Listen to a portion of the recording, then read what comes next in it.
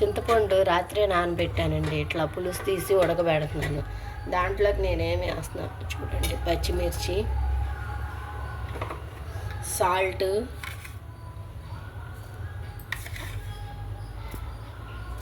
Two spoons salt చూడండి. కొంచెం అల్లం ముక్క వేస్తున్నాను, టేస్ట్ ఉంటుందండి. కొంచెం బెల్లం ముక్క. ఈ రెండు వేయటం వల్ల పులిహోరకి మంచి టేస్ట్ వస్తుంది. ఇంకానండి రైస్ రెడీ అయింది. దాంట్లో కొంచెం పసుపు,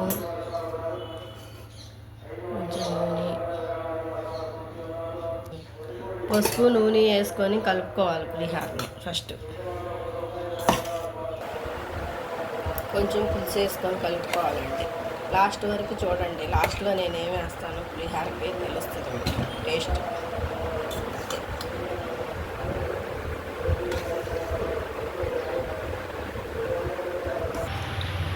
టూ స్పూన్స్ ఆయిల్ వేసుకోవాలి.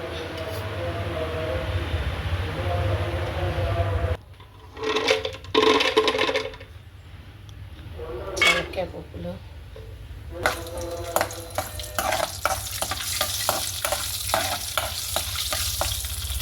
పచ్చిపప్పు, మినపప్పు, ఆవాలు, ఎండుమిర్చి, జీలకర్ర టేస్ట్ బాగుంటుంది, కరివేపాకు,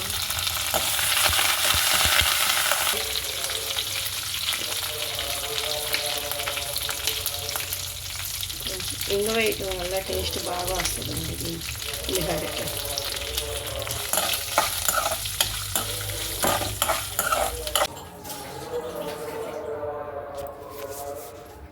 ఇంకానండి తాలింపు వేసాను. తాలింపు వేసిన తర్వాత ఇట్లా కలుపుకొని లాస్ట్కి ఏమి వేస్తాను అనేది చూడండి. కలర్ఫుల్గా ఉంటుంది.